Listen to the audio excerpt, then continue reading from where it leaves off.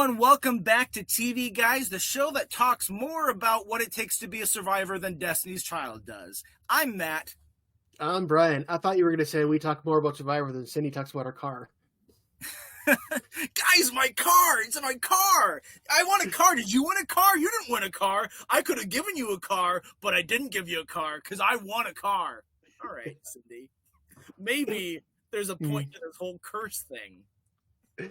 So, Matt, last time we talked about the reboots of 2026, and I mentioned that we had an old episode. I looked it up. It's like 5 years ago. We talked about reboots in our early days of this podcast. On a lark, I went and listened to that episode that we talked about, and I found a hidden gem that came at the perfect timing. Oh no! And it's going to be relevant. So, Matt, I waited. Can you go to the Google Drive, and there's a thing that says, Matt, open this while recording, and listen. And I'm going to play it for the listeners as well. And I'll try to be caught up so that way when season 4 hits, we can talk about it when it's somewhat fresh. Sounds good. We could also do an episode about Survivor Guatemala if you wanted. Could we? That'll be exciting. Yeah, I'll be like, yeah, I remember that thing. What is this in reference to?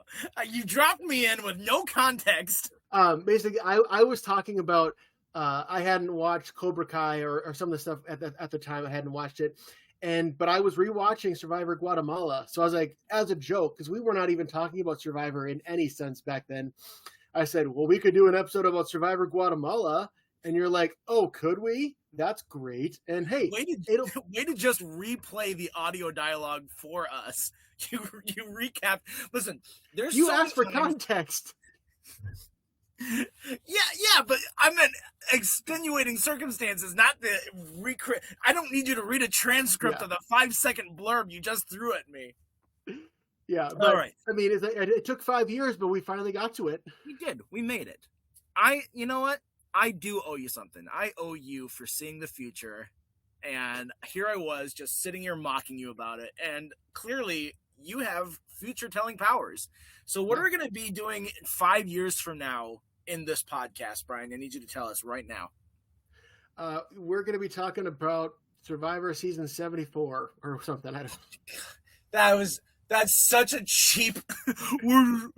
That's like the Back to Future joke where there's Jaws like 23 behind him or something like that, or like the Spaceballs joke. Stay tuned for Pongo's review of Rocky V. How about this? We'll be talking about lost characters who only appeared in 2 episodes or less. Oh my gosh! Well, that is more accurate. That's very possible. So you heard it here first, folks. We are going to become exclusively a Lost podcast within 5 years, and we are going to get that nitpicky.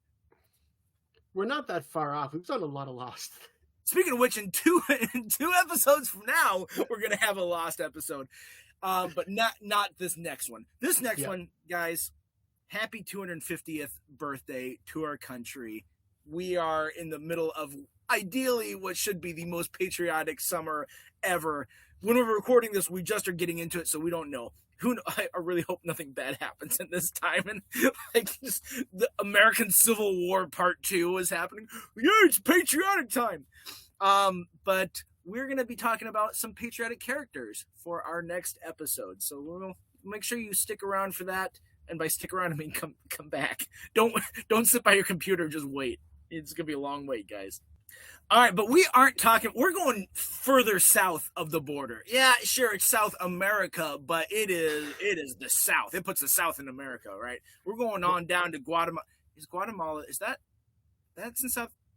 That's in Central America. Oh, good God!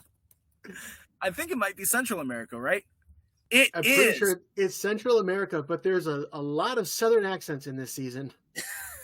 we got a couple of them coming at you. Yeah, you're right. Guatemala is just south of Mexico, so that is still technically North America, but we call it Central America. There's your geography lesson. As I was saying that, I'm like, no, that's not right. But I caught myself. No one else out there is catching me. All right, but like I saw a Reddit review as I was looking up some other stuff about this, and someone posted. How long ago did they post this? Maybe it was recent. Maybe it wasn't. I don't know. 5 months. That's recent enough. They posted this long thing about how they just watched Survivor Guatemala and they got done with it. And I really they said the title of this long post was supposed to be, "How is this not considered an iconic season?" And after watching through it, I'm like, yeah, this actually was a really good. This is probably the best season since All Stars, and I'd say so. was better than some of the seasons even before All Stars and Pearl Islands. I think it's like top 5 up to this point in the show. I think it might make top 5. I think so too. There's a lot of stuff that I had forgotten about. A lot of people that, and we'll talk about this as we go, who I am so annoyed with as we're going through this season. Once Margaret was voted out, really, everyone voted after that, minus maybe Cindy, was an interesting character. There was so much personality. Yeah, maybe Lydia was a little bit of a wallflower, but she showed a really good social game. Yeah. A surprisingly good social game for someone who really brought nothing to the challenges. Yeah, but I mean, Lydia was interesting, but you realize that at the finale, they even went back and talked to all the people from the early days who I didn't remember by then. They don't get one question to Lydia at all, and she's in the final 4 at the reunion. Yeah, you're right. They didn't, did they? Come on, no. Jeff. Oh, I don't have any. Why don't I have any notes in the reunion? I watched it. Oh, that's because I watched it away from my notepad. I'm like, I'll write this stuff down. Brian, when we get to the reunion, I'm going to kick it over to you. And you're going right. There's not a ton to talk about at the reunion this time. Some of them have big moments. This one doesn't really, but we'll get to it. So perfect. Well, yeah. I want to start off because I think this is probably one of the most physical Survivor seasons, definitely up to this point, but I don't know about going forward, but it is hard. It is probably the most physical since Africa. Because it's boiling hot. There's a number of times Jeff is like, it's 115 degrees out right now for this challenge. And that's him like in the 2 challenges that we see. A couple times he's pointed that out. But I'm like, it's probably got that hot at other times too. Yeah. And they start off with what, an 11-mile hike or something like that? Like, okay, we're going to start with half a marathon, basically? Yeah. And you guys have to carry all this stuff too. And so like, good gravy. So I wanted to highlight that, and I wanted to highlight something really funny in the first episode because this is one that I didn't write names of tribes down. I think they start getting to a point where it's like we don't so much care about the names of the tribes. We're just because I don't remember either of them. They always have names, but it's Yasha and Nakum, but it's always but I also lose track because they did a swap at some point, and I don't remember who was all on which tribe, but yeah, that was Yasha and Nakum. Yep. So we've got the tribe that has like all these young bucks, like Blake and Bobby John and Judd, and Jim's not a young buck. He's a dude. Yeah. And like all 4 of those guys after this hike, they end up, all 4 of them are hurt.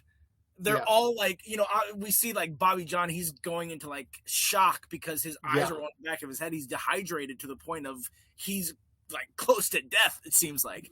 Yeah. And so Margaret, this nurse, is nursing all these guys back to health. And then in a challenge, they're still not at 100%. And Jim hurts his arm and like pops something out and he has to put his arm in a sling. And so they come into tribal council and they're all banged up and bruised.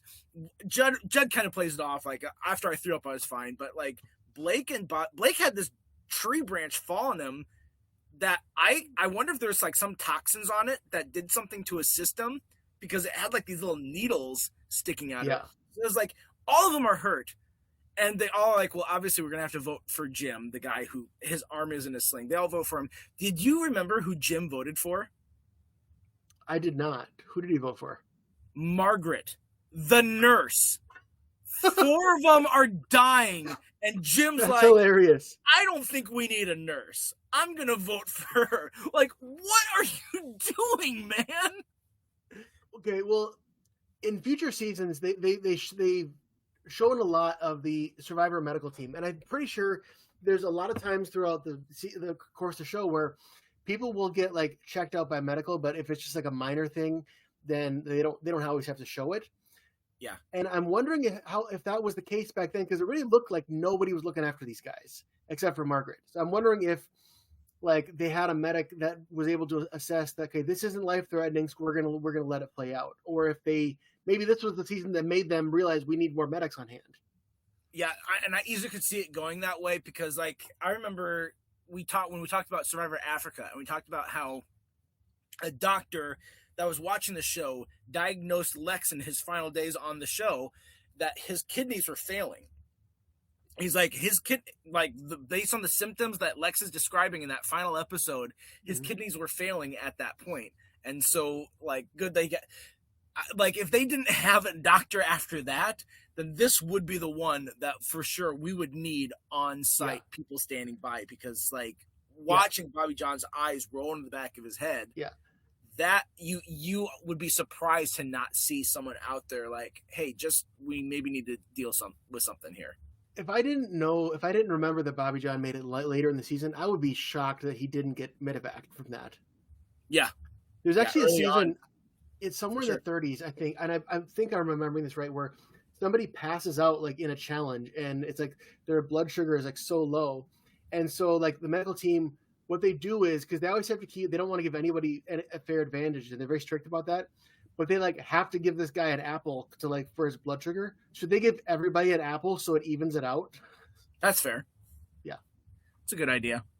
Yeah, but yeah, this is definitely. I mean, that track at the beginning, I don't think they've done that again to my knowledge. But yeah, it's brutal. Yeah, and so that, like, there's a lot of physical things that we saw in this season, and it's some really hard stuff. And so, like, props to these guys for how they made it, and especially to see someone like, and we'll talk more about other guys when we get a little bit later, but to see someone like Rafe do so well in the immunity challenges. Yeah. That, like, wow, good for you, dude. You were not the one I would have put the money on of running away with multiple immunity challenges in such a physical season, but he was a hard competitor. And I don't know if they were talking about Rafe or Brian, but one of the guys was talking about their tribe, and they're listing like, yeah, we got a lot of different people. We got a farmer, and he's listing professions. And he says, and we got a gay guy, like as if he's a professional gay. And it's like, he's really? A professional gay. I was amateur for a while, but I figured I might as well go pro. There's a lot of stuff in this season that would not fly in the 2026 gay culture or PC like woke culture. One of them saying we got a gay guy, as if that's a novelty, and also Stephanie at different times says that's retarded and that's gay. She does. She says that quite a bit, and it's always funny to hear like, oh, they still talk like this, and this isn't even that long ago, really. No. I mean, this is what, 2009, 2010. This was 2005. We were in high school. Okay. There we are, 21 years ago. It's really funny because I watched Traitors season 1, and Stephanie is in Traitors season 1. Okay. And like I knew I recognized her, and this was like months ago before I even rewatched this or last season. Yeah. And I'm like, oh, I recognize her. I don't know why she's familiar to me. She looks very different, but again, it's been 20 years. Yeah. But it's like, oh yeah. Now after watching, I'm like, hey, she was there. And also on that show, on that season was Suri, which we get to meet next season. And I didn't remember Suri, even though I think I've watched Exile Island. So yeah. And we will see Stephanie 2 more times after this so far. And Suri is a 5-time Survivor player. So we'll talk about her when we get to the predictions for next time. Yeah. But speaking of Stephanie, and we've already brought up Bobby John, this is one thing we didn't hit on right away with that opening. So here's one thing that I counted, because I remembered that they had this opening and they advertised, hey, we've got 18 players this season. Yeah. Usually they do 16, and they had 18 for All-Stars. And so they've played fast and loose with those numbers for a little bit. But from the very get-go, we think it's going to be 8 versus 8, even though Jeff says there's 18 survivors. When they have the 8 versus 8 and he's talking about these 18 survivors, then they show the intro graphic, like with all the cast members and everything. and they did not have Bobby, John, and Stephanie in that opening. And so they had a specific opening for that episode, and then in the other ones, then they're like, okay, now we'll add Bobby, John, and Stephanie to it. Because I was watching, I'm like, I'm going to count, because I wonder if they're in this. I'm going to just count how many they have, and they only did 16 instead of 18. I don't know who finds that interesting, but I found it interesting. If they were hiding it, you think they would have tried to like not say 18 so much, because some people are going to be noticing like, hey, that's only 16 people. Yeah, and they didn't hide it for long, to be fair. Like, as after Jeff's intro and after the little bit that we met those 8 vs. 8, and then the title card stuff, then when we come back, we see, hey, we brought Bobby, John, and Stephanie back within minutes.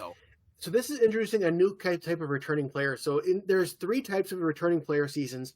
One is like the full returning player season, like we saw with All Stars, where everybody is a returning player. This one, and they'll do this a couple times, where it's 2 or 3 people and then everybody else is new. It's called a captain's season.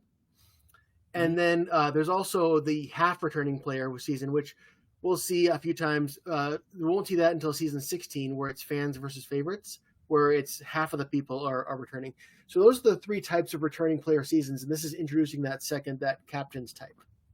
Yeah, I'm really interested to see like a fans versus favorites to see how that goes, because that's a very interesting dynamic. But yeah, captains, they definitely fit that. They both make it to the merge, so good for them. They weren't like targeted right away. Yeah, I mean, but to be fair, I think Bobby John made it to the merge kind of by mercy, because they could have gotten him or Brandon out first, and they kind of were like, we'll be nice to Bobby John. Sorry, Brandon. Did Brandon not make the merge? I know he didn't make. He made the merge, but not the jury, is what it is. Yeah.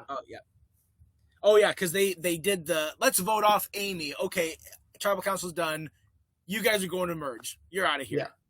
I know, a random like no fanfare. They don't do anything without a bunch of fanfare in Survivor now. And so like, just go to the different beach. I'm tired. And to be fair, I'm tired. And they have done a lot of fanfare for like merges, even when it's just like, hey, you're merging. All right, you're done. Go back to camp. And then there's like a feast for them or something. They do something to be like, you made it here. Good job. Pat yourself on the back. Yeah, something. And they didn't do that this time, right? They didn't have a feast because they kind of made that a plot point that we didn't have something. But then they did like an auction or something like that. That's right. They did the auction. Yeah, I didn't watch this like a week ago. I finished it a week ago or like 2 weeks ago, but I've been watching this for like the last month, so it's not quite as fresh as some other ones are. You finished it as I was starting it. I knocked it out the week beforehand, so it's all fresh in my mind. So, and with you being even more removed, I'd say before Amy, can you name or could think of anybody really who was voted out? Because all those early, this is going to sound sexist, but all those early girls, they all blend together in my mind.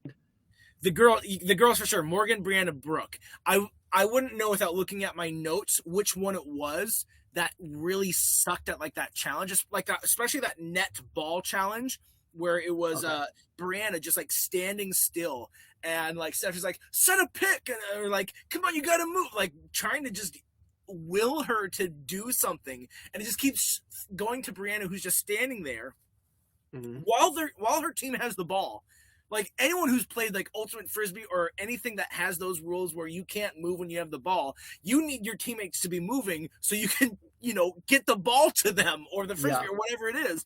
And Brianna's just standing there. I'm like, this girl is getting voted so hard. I've never seen a so obvious vote from a challenge play ever. That's true, yeah. But without the name, I wouldn't remember that's who that was.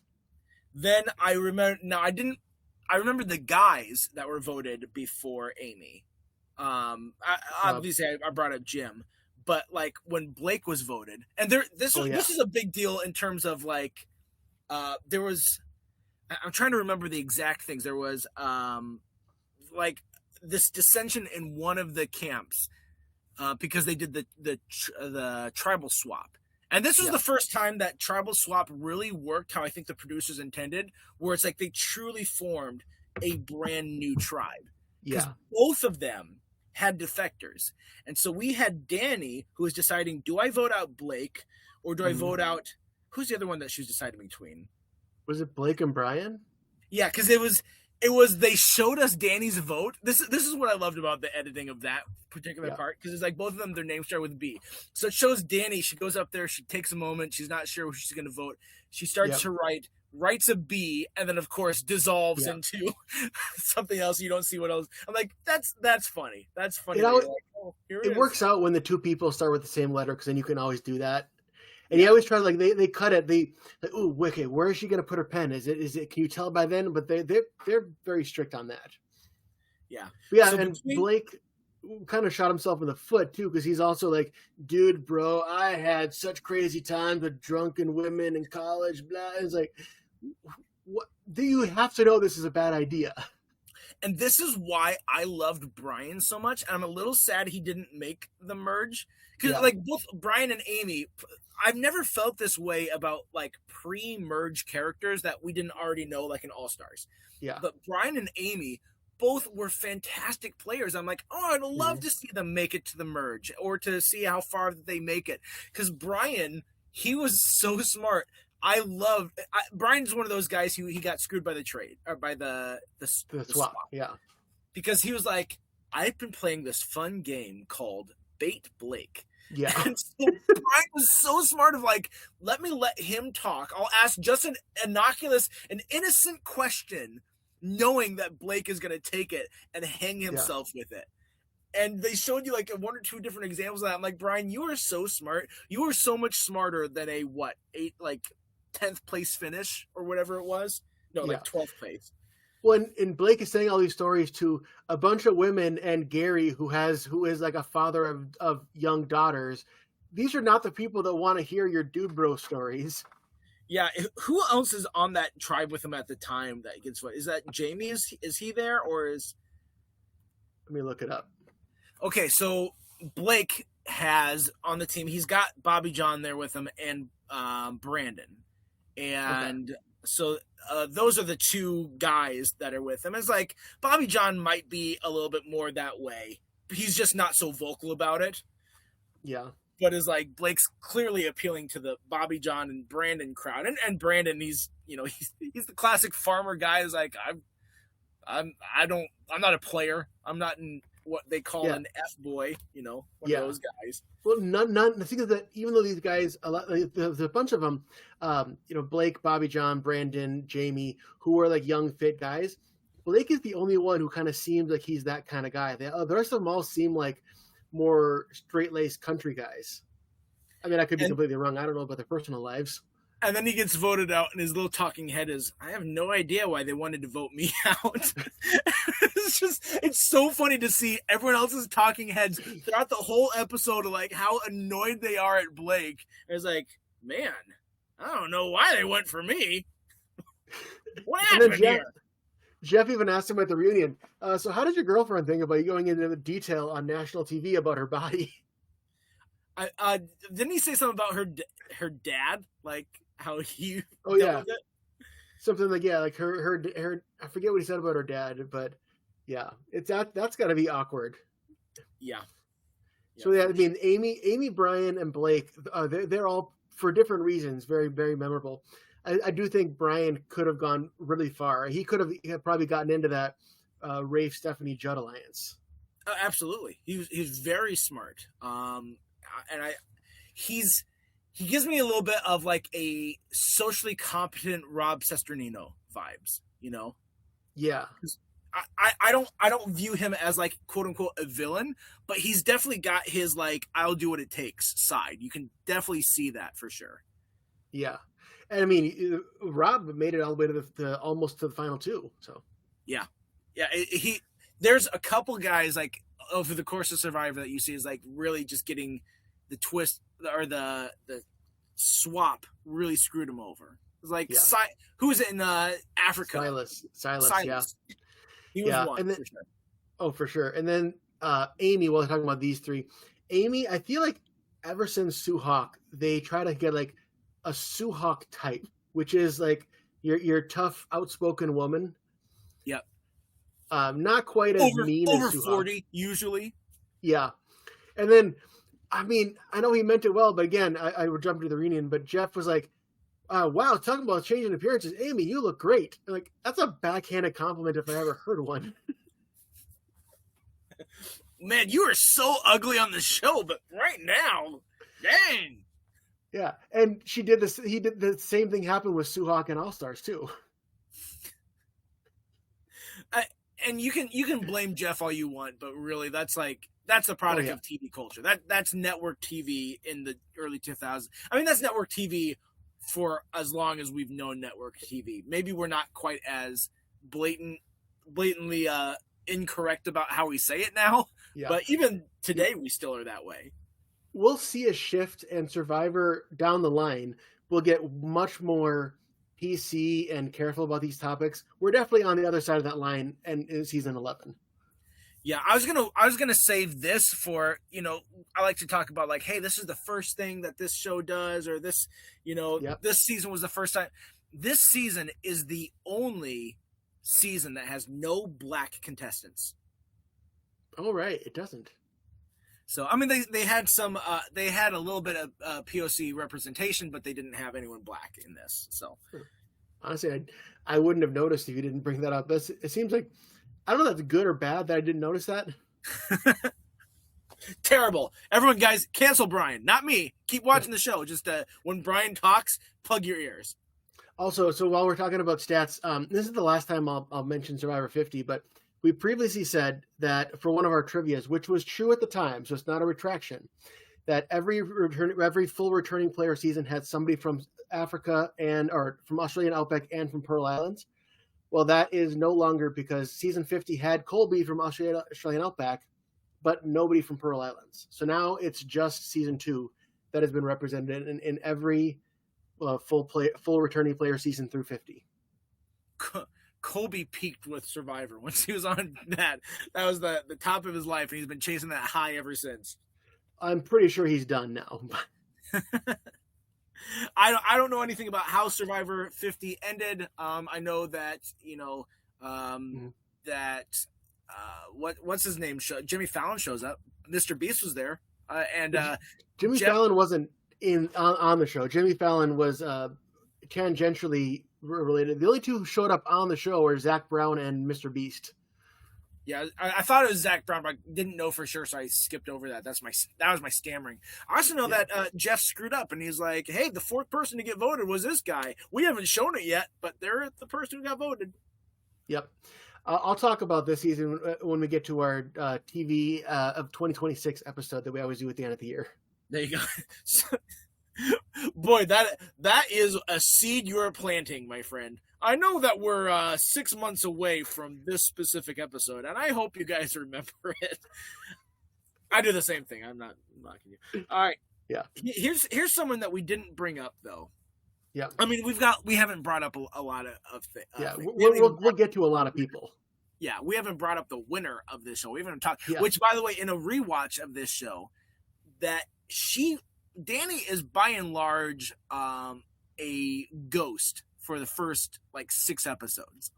Yep. She pops up, but it's really when it's her birth. The biggest thing about Danny in the first couple episodes is exposing Gary. That's the biggest thing we see from Danny until we get to the merge, and then we start to follow Danny a little bit more. But this series, it's kind of the Stephanie, Gary, Judd, and Rafe show. Those are the 4 big personalities that we get. We get a bit of Jamie too, but I would say first it's Jamie and Bobby John instead of Rafe. And Rafe is kind of a ghost until about the last half to third of the show. He's not a really huge character until towards the end. You're right. When he starts winning, that's when he pops back out. You're right. Yeah. We get a lot of the Bobby John and Jamie, but who are you talking about? They said that we haven't mentioned them yet. We haven't mentioned a NFL quarterback yep. named Gary. Oh crap, I forgot his name. Hogaboom. Yeah. Which we call him an NFL quarterback, but he really wasn't much of a starter. He was mainly a backup. He got the starts, and he was on the Cowboys for a little while, and he would start and really, I can't remember who the starting quarterback for the Cowboys was at the time. Mm-hmm. But it was kind of there was one season. They don't do this in football, guys. They don't do this. But they had the starting quarterback for the Cowboys, and they had him start the season, and then they benched him, and they put Gary in, and then they benched Gary, and they put the other guy in, and then they benched him and put like the only time you see stuff like that happen is in injuries. And so this, whoever it was a terrible coach at the time to just keep inspiring no confidence in either quarterback and be like, we're starting him. No, we're starting him. We're starting him. That rarely happens anymore. Did they do good that season at least? No. They did not. The best that Gary did was like one season where he gets injured in the home opener, and then he's out for pretty much the whole season. They're like, oh, he's going to be gone all season. But then the coach gets fired, and on the first game of the new coach's contract, while it's still in this season, and they didn't think Gary was going to come back, Gary ends up coming back, and he's actually able to finish out the season and play the last 3 games, and he wins those last 3 games. And so then everyone's like, oh, he's going to be great. And he wasn't. Gary, but enough about his football. Gary on Survivor, and I don't remember because I don't remember specifically watching this season with my family, even though I'm sure I did at that time. He's like the guy that I think my mom would have been rooting for. Oh, yeah. And he's this season's Tom. Tom was very rootable. Yeah, and Gary was very rootable. But the season was filled with people that were easy to root for. I rooted for Gary. I rooted for Danny. I rooted for Stephanie. I rooted for Rafe. All 4 of them, I loved. I thought they were great. It's hard to root for people when you know who wins. Yeah. Looking back. I don't remember when it was that I was like, I think it's Danny who wins this. I somewhere in the middle of it, I'm like, I think I remember Danny winning this. So I was like, I think she's going to win, but I still am rooting for those other guys. I do remember first time through in high school, I was rooting for Judd. Who was, okay, Judd is a character. Let's talk, well, okay, we're not going to talk about Judd yet because we just started on Gary. Yeah, I have more about Gary. Go ahead. So Gary is like, for anyone who's watching this show and anyone who hasn't watched it, I don't know why you're listening to this podcast if you don't remember him yet, but he is that NFL quarterback, but he tells everyone he's this landscaper. And so like in the second episode in their immunity challenge, Danny's like, Judd versus Gary in this tug of war, and she's like, "Go, Judd! You're facing against a quarterback. You're like a linebacker." He's like, "What?" And so then immediately, like the next episode, Brian calls him. I was like, "Gary, were you a professional NFL quarterback?" He's like, "No, man. What are you talking about?" Do you think that they actually believed that he was a landscaper after that? I mean, I think Danny always knew, but do you think he was successfully able to sidestep that? I think he even convinced Danny because like she dropped it after a certain point. It's like, we call it gaslighting of like, oh, it's so obvious, but there's a reason why it's existed for so long. Gaslighting tends to work. As sad as that is, him just gaslighting everyone and being like, no, I'm not, I'm this guy. I think it did work. I mean, I think there's still those, like Amy, we see like her big things like, if you're lying, I'm going to kick your butt. Like, she had her doubts, but you're going to listen to someone who's like, what are the odds that it is an NFL quarterback versus just some guy and Danny was wrong, Yeah, well, I think he said even then it had been a number of years before he was in the NFL. So I think he took the gamble that most of the people were a lot younger than Gary, and unless there's a major sports fan, which Danny was, there's a good chance they might not recognize him because he wasn't like a current starting quarterback. And even Danny was saying in the reunion that it wasn't so much that she knew Gary as she followed all of his football or whatever, but that she was at Michigan State, or Central Michigan, I think is where she played. She was at Central Michigan shortly before Survivor started, and he had just seen like this bust of him or some picture or whatever. Yeah. And then that was fresh in her mind, and it was just happenstance that she still remembered that this Gary Hagaboom guy went to Central Michigan. Like she recognized him from Michigan more than she did from the Cowboys or Colts or Redskins or whatever teams that he played in his career. Yeah. And that's just good or bad timing, depending on good timing for Danny, bad timing for Gary. Yeah. But then what she's saying in the reunion, you can then understand why she didn't push the issue because, again, it's like, oh, I was probably mistaken. I was probably thinking of someone else. He looks a lot like him, though, Yeah. So, and Gary, he was very much one of those like, I want to go with the best, who deserves to be here. But also, he also recognized I'm at the bottom, and I kind of got to take what I can get. So he wasn't completely, because some people are annoyingly like honor and integrity, and I will lay down on the sword for doing what's right, and that can be annoying in Survivor because it's Survivor. So he played that line right enough, I think. Just enough. He had a fantastic social game that he rocked the boat when he needed to, like calling out Judd specifically when he got like the idol. I know he still got voted out in that, but like, and finding the idol to highlight Judd's things like, I don't lie. Well, then why did you say that the idol's on the ground and you're looking up in the trees? Guess where I found it? In a tree. And it's like, okay, I lied about the idol, laughed it off. Like, Gary stood up for what he needed to stand up for when he did. But at least from the footage we see, we don't see him be emotionally unintelligent. We don't see him conniving and stabbing in the back. We just see him scrambling to try and make something happen. Yeah. And I feel like he plays well. If it was me, I'd been like, yeah, I'll listen to you, Gary. You seem like you got it together. Even though you're at the bottom, maybe I'll listen to you. Yeah, and I think they knew that if Gary probably would have done very well with the jury, which is why he didn't get that far. Yeah, exactly. And you mentioned it, but that moment with Judd and the idol, that was hilarious. Hilariously bad line. It is totally on the ground, guys. If I know one thing, it is totally on the ground. Don't even look up. Don't try it. If there's a solar eclipse, don't you dare stare at that. You just look down the ground because you'll find the idol instead. Like, Judd, are you all right, man? I know we're getting ahead of each other, but I had to mention that. Well, we can talk about Judd because Judd is such a Judd's such a jerk. He's fun to watch. Judd. He's a good villain, but I'm glad when he got his comeuppance, you know. But here's the thing: that he wasn't like a Johnny Fairplay or type of villain, because he was pretty loyal to his alliance. He was just very outspoken and like just that, hey, how you doing kind of type, and it just made it easy to see him as a villain. Well, he would. Here's his villainous qualities. You know, he'd steamroll people. So like, it didn't sit well with me the way he treated Margaret when he was voting her out. No, like, I agree with that. Yeah.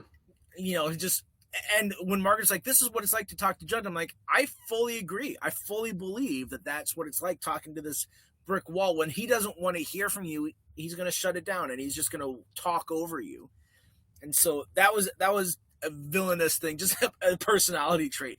But then to also kind of like rules for you, but not for me. I really hate that entitlement that I see in a person. And so very much like no one's going to drink 2 beers. No one better drink 2 of these beers. I won these, but it's okay if I have a second beer because they wouldn't have gotten it if it wasn't for me. And it's like, maybe technically has a point, but that doesn't mean you're going to side with him on that point. Yeah. Although I do think they explained that he traded Stephanie's beer for like they traded their portions. So that was a bad moment. Also, can you picture Judd as a doorman, which is apparently his career? In the suit and gloves? I can see him with like the suit and the gloves and everything. And maybe the accent feels like a little bit more of like a blue collar work. That's not a blue collar job, but that sort of person. When I think of a doorman, he has Judd's accent, because like New York is like the one place I can think of doormen from. Like that's a staple of the city, and so you think of a very thick New York accent. And I'm like, yeah, I see it. Well, okay, this is going to be obscure, and I don't think you get this reference, but it's another 2005 show. Makes me think of Norman the Doorman from Sweet Life of Zack and Cody on Disney Channel, who was like this quiet old man. You're right. I did not get that reference. Thank you. Thank you for bringing us along for that journey. Yeah. But so before we get to Judd, we backtrack a little bit. We got to talk about, I think we can talk about them as a pair. Bobby John and Jamie. The Southern duo.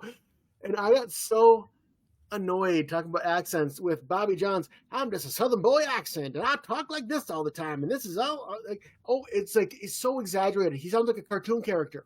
It was like I was glad when he got voted out. And then on the flip side of Jamie, who's like missing a consonant or two and every single word, is going to slur everything you're going to say and just talk like this, Like it's not like he's drunk when he's talking, but it's just like, can you enunciate more? Yeah. Maybe. And Jamie, I mean, and they called him out on it, and he tried to apologize for it, but like, yeah, when people aren't in your alliance, you can still treat them with human dignity. He's like, kill them. They're not in our alliance. Get rid of them. I'm not going to be nice to anybody. It's like, that's not how his own tribe got rid of him because of how annoying he was. Yeah.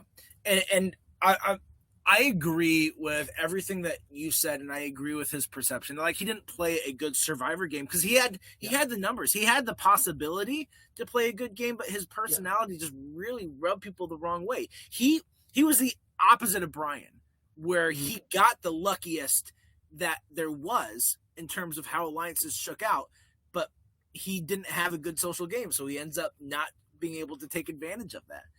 But I think the thing that gives me some compassion for him, and like I kind of trace a little bit of his behavior that he has in this season to a moment that you probably know I'm going to bring up, is that there's this challenge in like episode 5 when it's tribe versus tribe, and Jamie and Brandon go against each other with cutting through this rope, and Brandon just flies through this rope, cuts through it.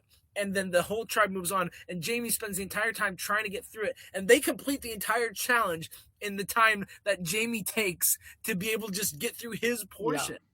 Yeah. And it's like, because I don't think that Jamie so much like sucked at what he was doing. I think Brandon just was phenomenal in cutting through that rope.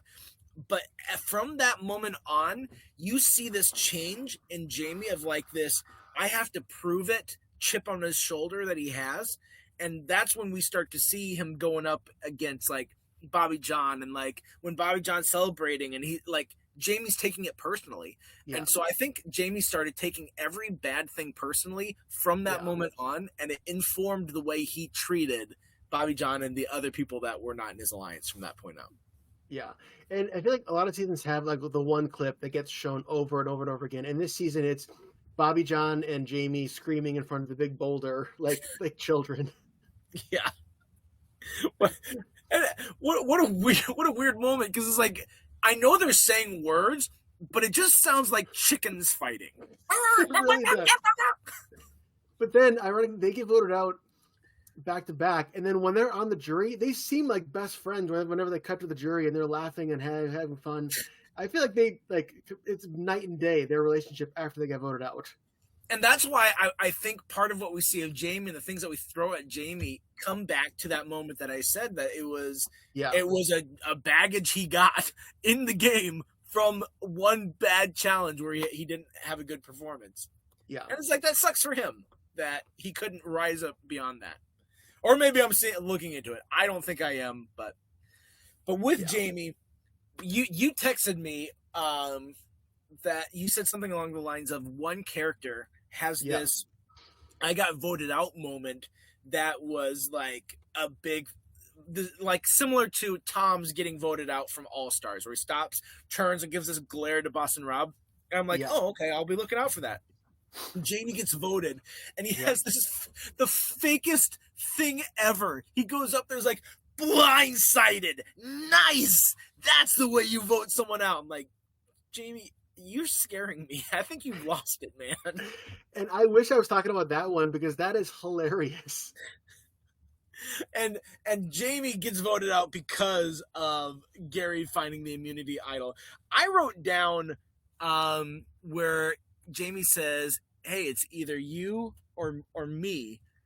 And then it ends up being him. I don't know why I wrote that down, but I want to say it was like he said that about Gary. And then Gary gets at the immunity idol. Yeah. I wish I wrote a better note to myself, like, hey, why did I write that down?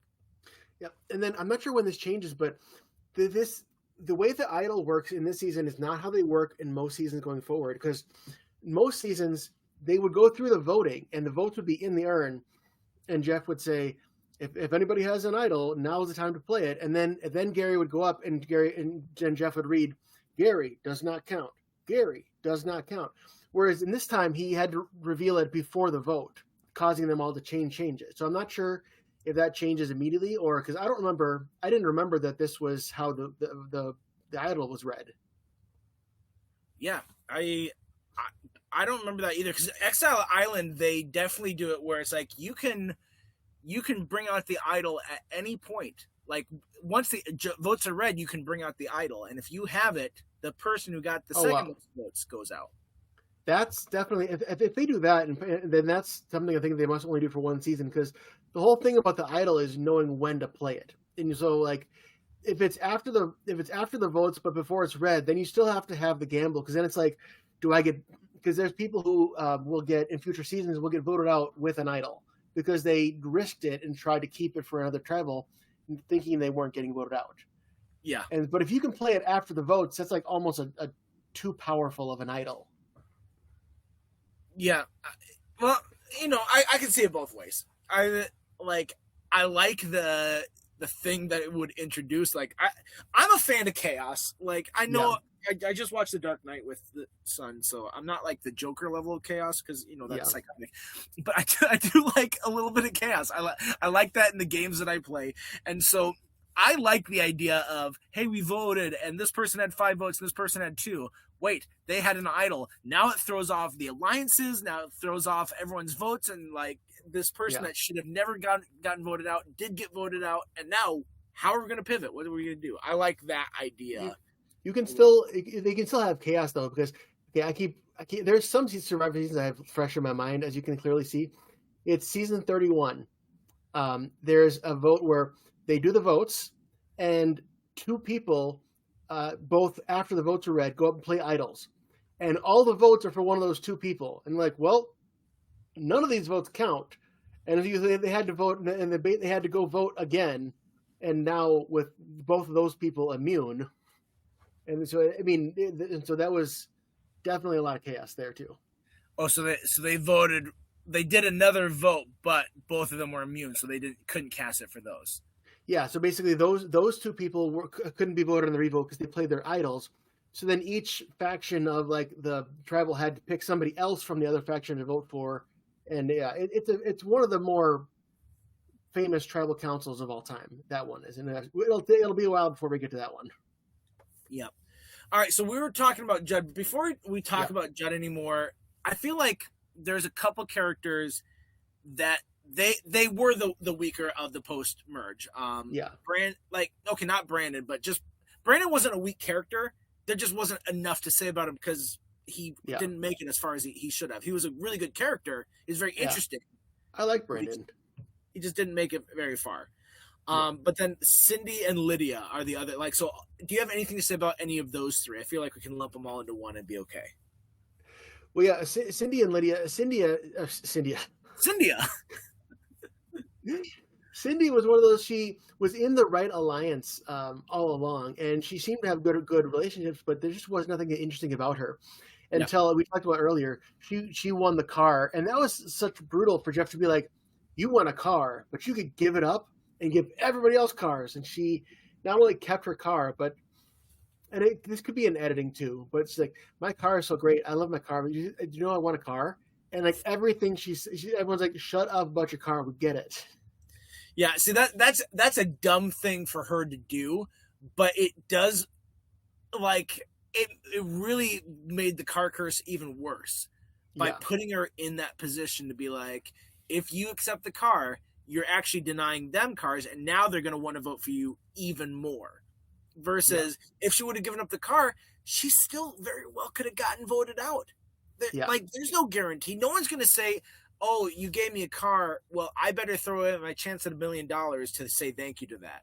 Maybe Rafe would have. Like, Rafe pulled an Ian, which we'll get to in a little bit. I have stuff to say about Rafe when we get there. But I think it was an impossible situation for Cindy, especially where she was at in her alliance as well. Like, she was going to be going next anyway, and then to throw that at her, that's unfair. Yeah. And then Lydia was kind of, sometimes I liked her, sometimes she was annoying. She almost seemed like she didn't understand the game at different times. She reminded me of, I think it was Jan from Thailand. Oh, I can Where see that. she was in the right alliance. She was with the right people. She was a little bit older, so she didn't have as much to offer in the challenges. Yeah. But then when it comes to just her, she's not quite as dynamic as a player as a lot of these others were around her. No. She did. I mean, she wasn't good at challenges. She didn't even really do strategy. She just got lucky with the numbers. And I liked her early on over, say, like, I don't remember who it was that was like, it's either Lydia or I want to say like Morgan. One of those girls earlier on when it was the full tribe. And it's like, well, she's not good in challenges, but she brings fish, but she's nice. We like her. It's like they kept her around because she was nice versus one of those other girls who maybe did a little bit more in challenges, but not much. Yeah. No, and I mean, and you're right. Even though they both made it to the final 5, there's really nothing much to say about those two. Rafe, on the other hand, you're gonna go in terms of Rafe. No, let's talk about Judd. I know you oh yeah, go for it. Yeah, we started Judd, and then you kicked the can down the line. Because one thing about Judd is that I did appreciate what he did when he came to the new tribe and the tribe swap, because it gets boring when you watch Survivor and it's like, all right, we've got the numbers. It's 5 versus 3. Let's slowly pick off these 3 or something like that. It's so much more fun in a season like this, or a season like Pearl Islands or Marquesas, where it's like, yeah, maybe there's the 4 or 5 that they had, but then that gets broken up, and now it's a new alliance, and how does this new alliance function? Yeah, and Judd got some flack at the beginning, I think from Margaret, about jumping ship, but honestly, it did him well. He got himself in with the numbers. He knew what he had to do. So he was smart with the game. Flat, but guess who got voted right after Judd flipped? Margaret did.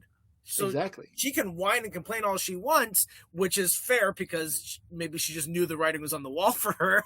But that might be the other thing that put a target on her back. And so, and Judd's like, oh, I never connected with you in the first place. How often, like, that's so rare, I feel like, in this show, where you get like the one who feels like an outsider. Like, you can maybe point to Brandon and Roger in Africa, or who's some other. There's not a whole lot where it's like, I just feel like an outsider, so I'm gonna flip when I get a chance. Yeah. Well, kind of in All Stars with Rupert and Jenna joining the Shapira alliance. Yeah, but then Rupert and Jenna were aligned with each other. They stuck together until that final 4.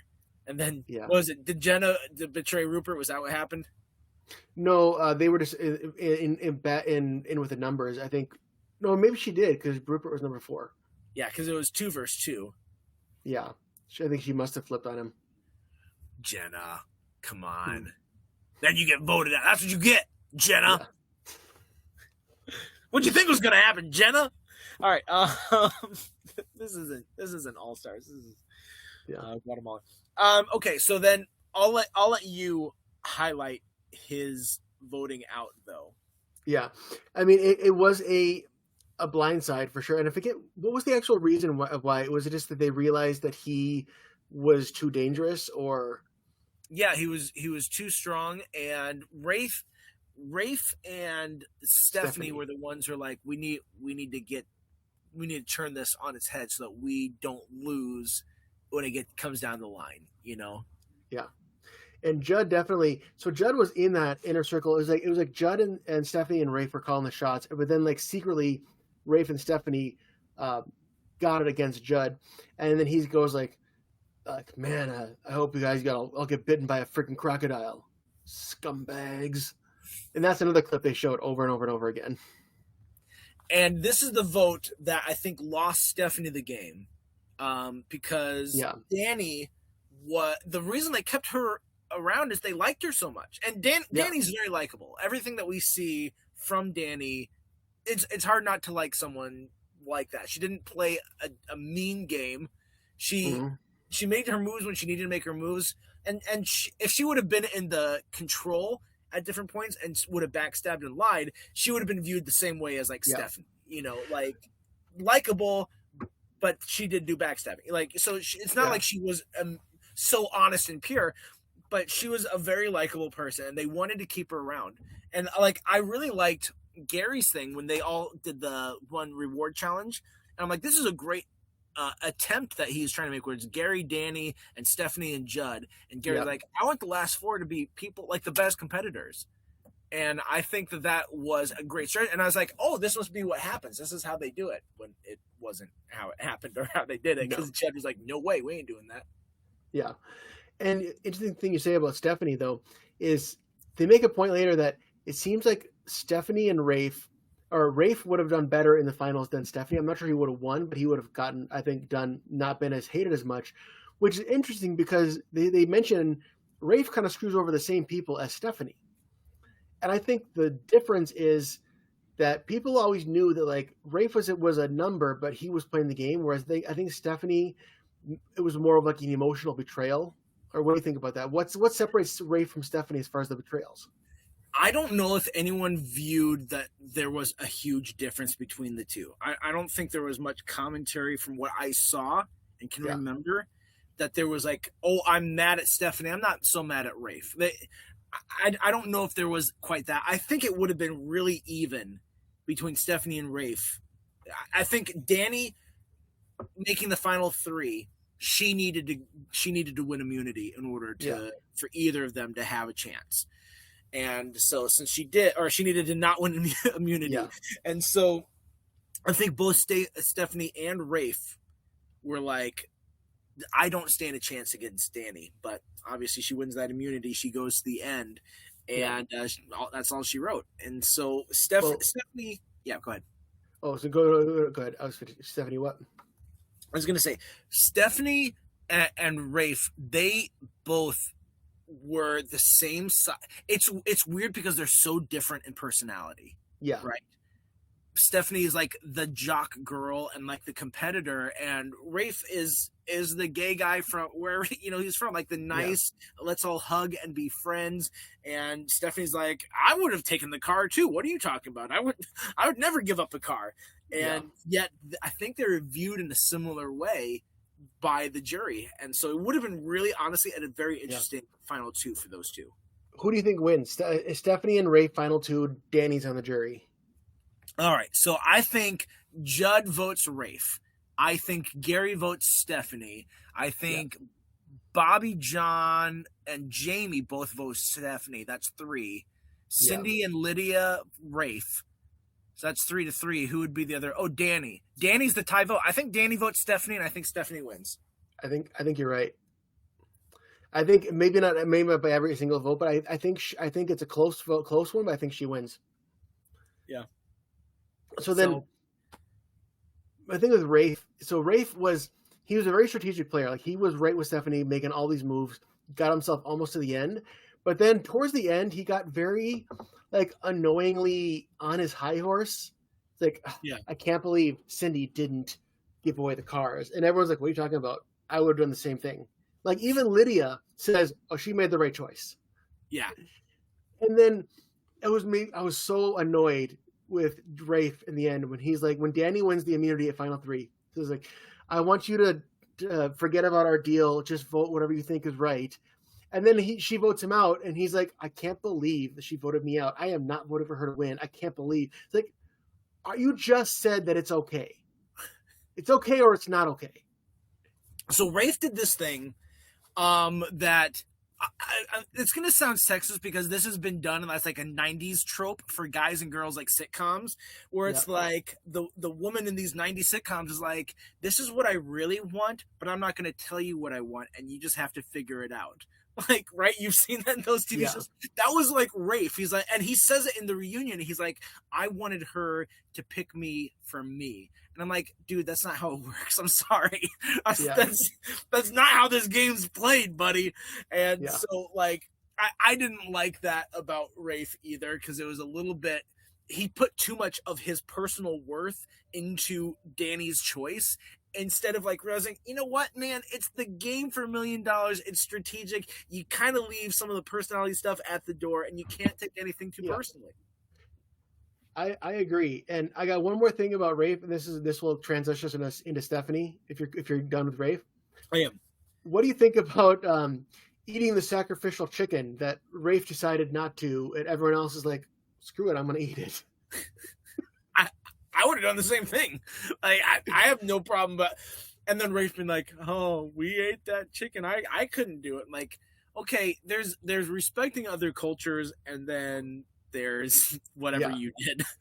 And but to be fair to Rafe, they had like what a day left, and then the game's over. They could eat anything anyways. Yeah. It's different if they got like 2 weeks left of no food, unless you're Stephanie. And you vote, and you get to eat on every single reward, and you talk the loudest about how you're hungry all the time. I love Stephanie, but Stephanie had the same problem as Rupert when she comes back. Because like the first opening season, like, you are awesome. You're the person we're all rooting for. We love you. Everyone loves you. And then they come back the second time, like, okay, I still love you, but there's a couple things about you that maybe I didn't see this first time, and maybe I don't quite appreciate as much the second go around. And so I had a little bit of that with Stephanie. Doesn't mean I didn't like her or wasn't rooting for her, but that was a great example that you pulled out. Like, she keeps getting brought to all these things, and then you like poor Lydia. Like, no one chooses her for any of it. Yeah, the last time that somebody's picked Stephanie, I even was like, really? I said out loud, really? Again? She gets picked for, she either wins or gets picked on like every single reward. She like, they call her out on it, and she tries to be like, no, they ate this. But Stephanie is the one eating at all the rewards, and then she's like, oh, we're so starving. I can't live on this much food. And I'll give her the benefit of the doubt on that. I will say, how much footage do the people get behind the cameras? Is everyone else saying that as well? Because I feel like everyone else is probably saying that. Some of them might not be as big of whiners, but I'm sure the editors are like, let's have the juxtaposition between eating all this food and being hungry. Yeah. But the reason I won't give her the benefit of the doubt is that she gets called out for that by people who are there. Yeah, but that's fair. You got me, Brian. Yeah, I mean, Stephanie is a good. I mean, there's a reason that she will still come back 2 more times after this. She's definitely one of like the Survivor sweethearts, and that she's like one of the icons of the show. And she is fun to watch, and she is a good player, and she kind of gets the Cinderella story of being so crapped on in Palau just by her tribe losing constantly, and then she gets to be almost winning the show. Yeah, the things that make her so great is she's such a competitor. So you see how hard she puts her heart into things. And because she puts her heart into things so much, like, she'll also have her emotions on her sleeve, which is why she won't hide about the fact that she's hungry about stuff. And I love to watch a passionate person. And so seeing Stephanie be passionate and to a point where it's like sometimes there's too much passion, where it's like if there's someone who's crying all the time, you're like, okay, can you please stop crying? She like has once or twice per season that we've seen so far where it's been hard and she gets emotional versus like all the time. So it's like it's in enough, like, it's not all the time, but we see the highs, we see the lows, and we get to follow her journey, and she gets to be so relatable because we see all these pieces of her and be like, I also am passionate about things. I too like things being good. That's the way I'm going to end that diatribe. And also, I had a thought. I looked it up while you were talking. So it's always a risk when your loved one that comes out to see you is a boyfriend or girlfriend. They said that they had been dating for years. So it turns out the next year after this, they did get married and then divorced after 1 year. And now she's married again to someone else. She's been married for like 16, like I think as long as you have. But now she'll always have Survivor Guatemala footage of her and her ex-boyfriend. There you go. Always. Yeah. And then you talked about Danny, and it is a little bit of luck, but also she did make some good strategic moves in knowing who to befriend and who to like be good with towards the end for them to want to keep her around a little bit longer.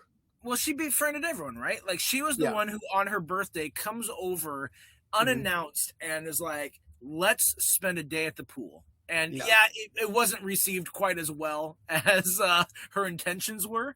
Well, I think everybody but Jamie liked it. Yeah.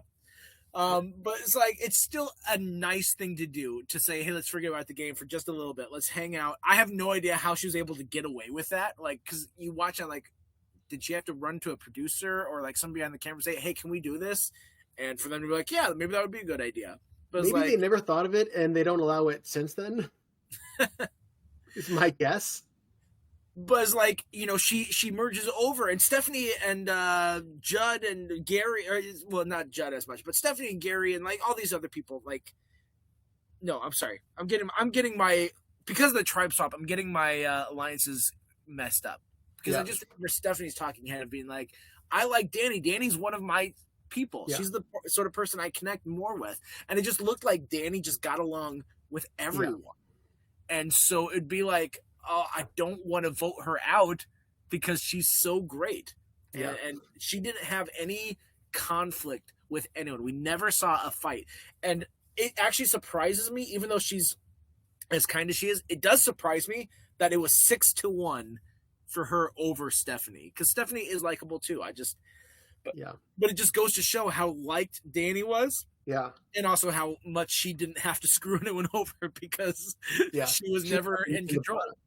But it's also hard because it also shows there was that alliance when they merged. It was 6-4, right? So they're in the, and they took a break from getting rid of the 4 to get rid of Jamie because they still had the numbers. They still had 5, and by that point it was 5-3 because it was after Bobby John and Brandon. They had, it was Gary and Danny left. But then they kept letting her slide by. It's like, okay, well, we'll get rid of Judd and then Cindy and then Lydia. And it's like, she should have been voted out before any one of those votes because she only got immunity, I think, once. And the immunity she got, they were going to vote her out. That was the immunity she bought with the Survivor auction. That's right. She bought the advantage in a game, and the advantage upon hearing what it was, I'm like, that's a game-breaking advantage. Mm-hmm. All you do is like you play it just your normal way, and then when it gets to the point when you're about to go out, you just look and see, hey, who's the person who has the most room, who's going to win? I'm going to swap with them, and now suddenly I get to win. And that's like the only thing that she really like screwed someone over in doing, but it was so small compared to what ended up happening. It's good for us as TV when there's, it's not just that the Alliance gets everybody else out, but for them in the Alliance, this is a dangerous person. You all like her, and you're sending people to the jury who like her. You should, I mean, there's no way they should have sent Judd, Cindy, and Lydia all back to back before they got rid of Danny for their game. Yeah. So because like. I'm sorry to say this about Cindy. I'm sure she's a great person, but like no one likes Cindy. Cindy was like Cindy, Margaret, and Judd that came over in the swap. Margaret gets voted out, and so Cindy doesn't have Judd because he's swapped over. So Cindy's on her own. Then the merge happens, and then everyone else is going out, and Cindy still is just like, well, they forgot about me. She really wasn't even part of the other alliance. She thought maybe she was. But no one else viewed her that way. She was always she'll be a vote in our corner. Great. Yeah. And, I just thought of, what happened back in Survivor Marquesas number 4, when the Alliance got, what seemed to be the dominant Alliance got taken out because the people on the bottom of their Alliance realized it and they flipped it on them. Yep. So if Cindy and Lydia, when they had that challenge where half the people decided to go eat and it was like Cindy decided to still compete. Yep.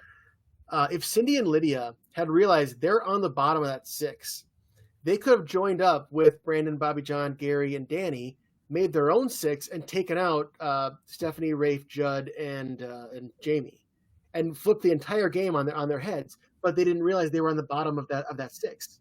Yeah, and I mean, you never know. You saw Jamie's paranoia, right? Like Jamie was rightfully paranoid to the point that he pretty much forced his exile by his paranoia. But it's like, you got to know where that line is of like, hey, are we good? Everyone's like, yeah, we're good.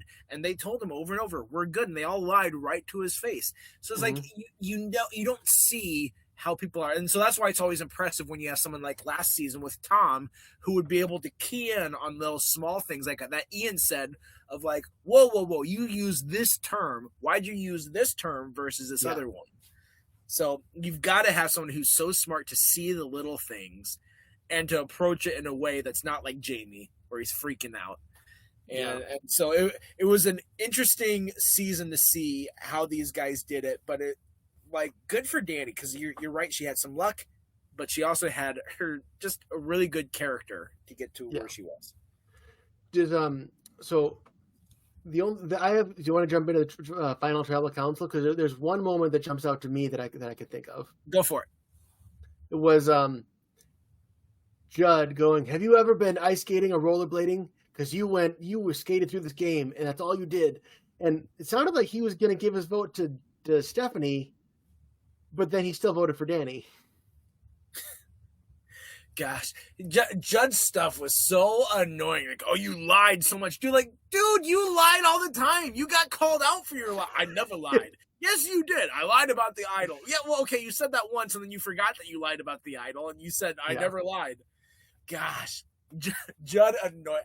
I couldn't be friends with someone who is just so oblivious to their own shortcomings. I think it's weird that for myself that I like Judd, but I don't like Richie from The Bear. Yeah, they're two peas in a pod. I think actually Richie is more of a people person than Judd is. Probably. I can't explain it. It's just nostalgia. I liked him when I was 17. All right, that's fair. Yeah. When you like throw that word out, when you're just like, it's nostalgia, like suddenly that's fine.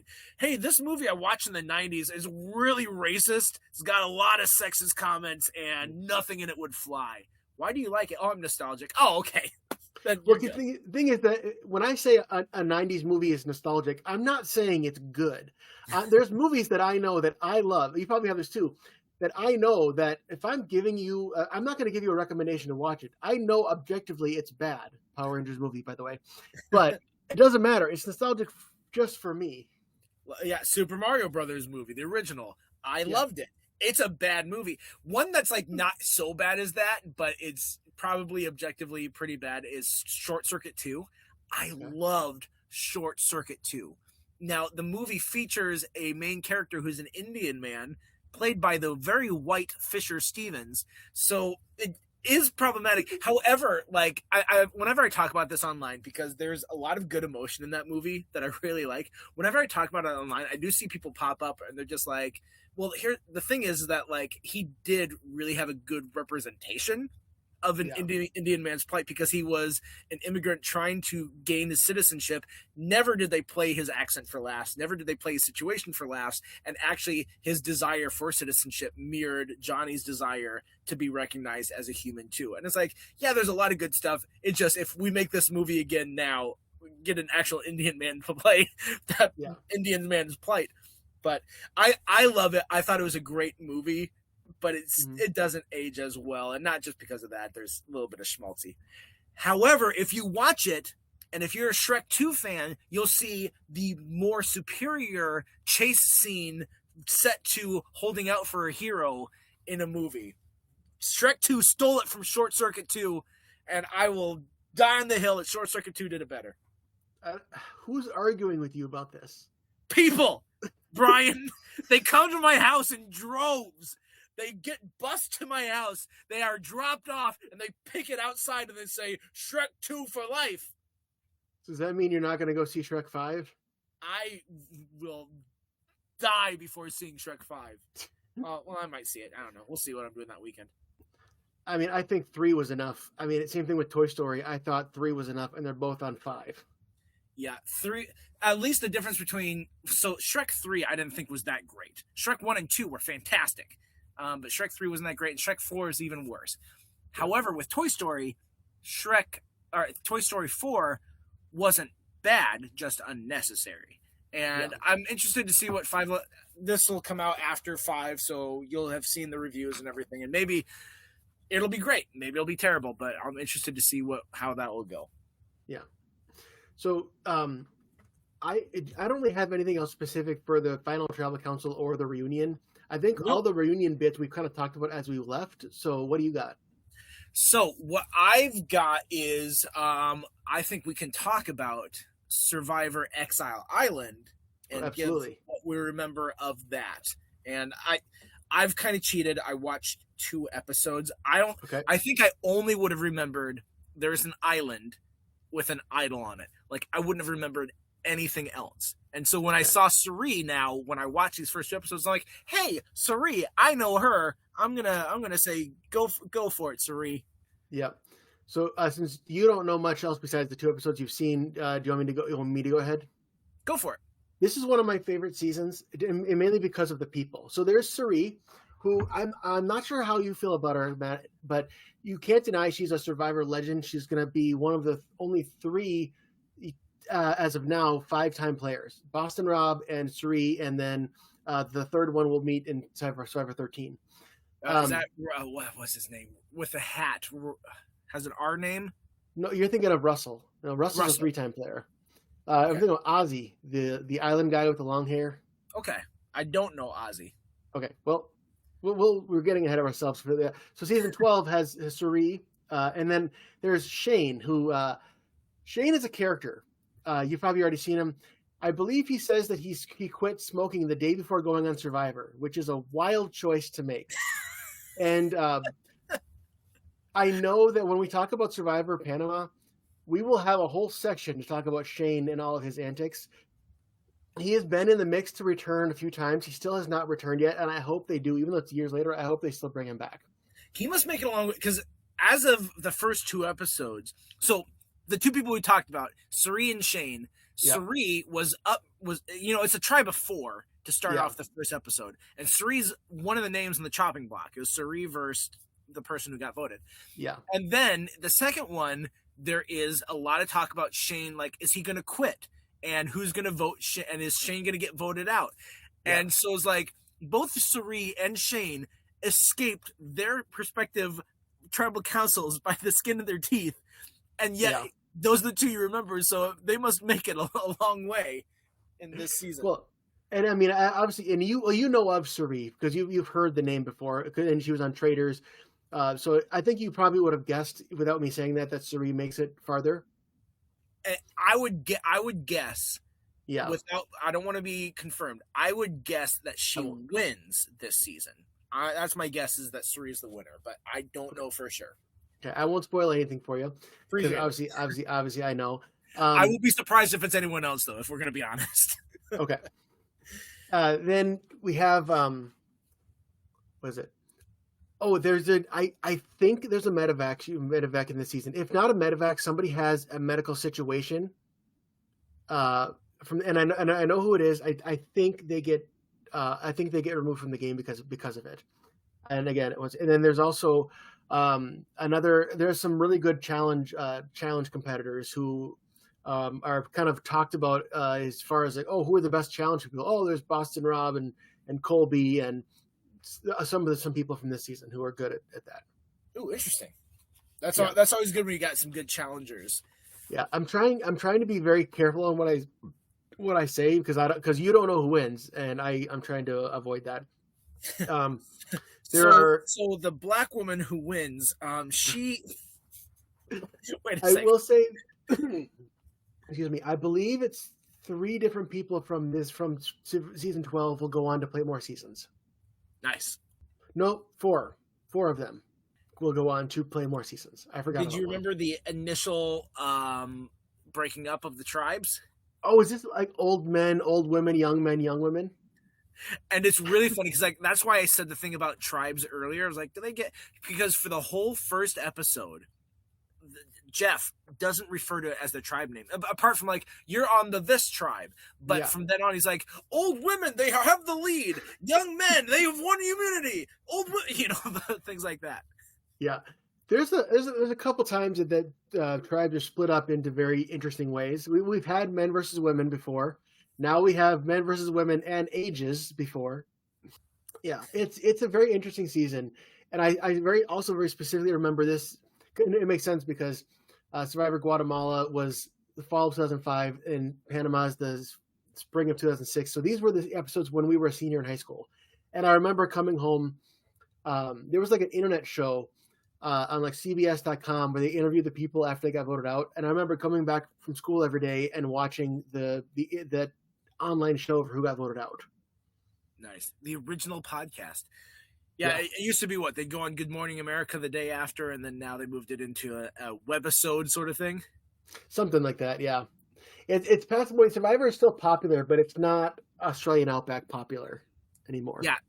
I mean, Australian Outback is where it peaked, and Africa was pretty popular as well. But it's like after Outback, I don't think any other season, except for maybe All Stars, hit the same way that Outback did. And there are some coming up ahead. I think All Stars was huge, and then we're a ways away from it. But season 20 is going to be Heroes versus Villains, and that's going to be a huge season as well. Yeah. And Heroes versus Villains will have people from seasons 10, 11, 12, 13, 15, 16, 17, 18, 19. Without looking up anything, yeah, my guess is we get Sandra back in that season, and would get probably Siri back, and then for like villains, probably one of the Robs, and I don't think Johnny never comes back, does he? Johnny Fairplay? He will come back one more time. Okay, then that would be my guess for Heroes and Villains, would be a Johnny Fairplay. Do you want me to tell you the number of those 4 guesses that you're right or wrong on? Yes. For Heroes versus Villains, you are 3 out of 4 correct. Yeah! I know things. Yeah. All right. Good times. Yeah. So, do you have a trivia for season 11? Do I? I thought maybe because you always go to the Survivor Wiki. Speaking of the Survivor Wiki, we mentioned most things for like what's the new thing of this one. Like this one was the first season to include both new players and returning players. Yeah. This is also the one, like I had said, the one where this doesn't have a single black contestant. Yeah. But here's the one that surprised me. This is the most recent season of Survivor to have a final 2 without any evacuation or quit. So you'd highlighted that eventually they turned into like doing final 3. Yeah. But so this is the last one where they have final 2 that there is not an evacuation or quit in it at all. Do you want to use that for trivia? Or Nope.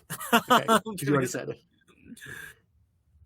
Because also, so season 12 will be the last one, not the last one, but the last one chronologically that does a final 2. Because starting with 13, it's a final 3. But there are a couple times here and there they'll go back to a final 2. But pretty much starting with season 3 on, it's mostly a final 3 from there on. So last week on trivia, of course, it's like an old person phrase on the Facebook. Previously on trivia, we talked about some of the 2026 reboots, and I said from the Muppet 2026 reboot, there was at least one puppet that is an original puppet from the Muppet Show back 50 years ago. Which one was that? And how about this? I'm going to switch it up. I'm going to include you rarely get this audio clip of me telling Matt what the answer was after we stopped officially recording last week. Because just here's me telling Matt what the trivia was. By the way, it's one of the alligator puppets that's in like the Island in the Stream rowboat scene. I guess who is going to know that, Brian? Who would possibly be like that? I know that trivia. See, so I was laughing the entire time. Yeah. You rarely get this. I thought you were going to go into this long thing of like, hey, you rarely get this really detailed thing about Muppets. Let me go ahead and talk ad nauseum about this Muppet stuff that, to be honest, you probably don't care about. Yeah. You went a different direction, which is still funny to me because then it's like, I rarely do this. I'm going to give myself more work. Well, because I was just editing that episode earlier today, and when I got to the end, because we always have the end. Hey, stay tuned and keep watching. And sometimes the recording goes a little bit after that, and it caught me telling you the answer to the trivia, and your response, I just like, okay, this has to go in there. There you go. Well, you know what? It does. It's an important response for the history books. We have to know. So, Matt, why don't you take it off with this trivia for about Survivor Guatemala? Okay, so usually with our trivia, we give you like some behind the scenes or some thing that you'd have to look up. I'm gonna do something different, and I'm gonna give you an actual trivia that if you were watching and if you're paying attention, that you would know this. And so I want to test your recollection. So Danny, she made it so long. She was the person who made it the furthest in Guatemala without getting a single vote cast against her. In fact, she only got one vote in her entire run through Guatemala. Who was the person who voted for her? And obviously with that trivia question where we say she only got one vote, we're not including the votes at the final two where she gets voted to win the $1 million. She got one vote against her. Exactly. Yeah. Yeah. But Brian, you brought up an interesting point then that she was 2 votes away from a perfect game because what's a perfect game? Perfect game. And at this point, 50 seasons in, it's only happened twice where you get no votes cast against you the entire game, and then you get all the jury votes. The Jenna Marasco, she was pretty close to a perfect game too, right? Let me look. She may have been. Because I know she swept the jury. I don't know if she got all the votes, but she got a lot of the votes. I thought she maybe got all of them. But that one actually might have been a 6-1 ratio too. I'm looking up. Let's see. She got all but one of the jury votes, and she did get 2 votes cast against her on through the game. So she was 3 votes shy of a perfect game. Thank you, Wikipedia. It's the tiny little ladies that they get the best results, I guess. All right. That phrase could really be taken out of context the way I phrased it. I'm just saying Danny and Jenna are like the exact same body type where I think they weigh about 82 pounds soaking wet, right? Yeah. Maybe Danny a little bit more just because she's taller. Yeah. I wonder how tall, because she looks like she's like 6'3", but like she looks stretched out. Yeah. Anyway, I used to look like that, and then I got fat. And with that, we'll leave you. Until next time. What? Said I never looked like that. I was a beanpole. It took me till I was 16 to hit 100 pounds. So. Oh wow. Yeah. So I can say that about people like Danny and Jenna. These are my people. Or they used to be. Anyway, until next time, I'm Matt. I'm Brian. And we're reminding you to stay tuned and keep watching.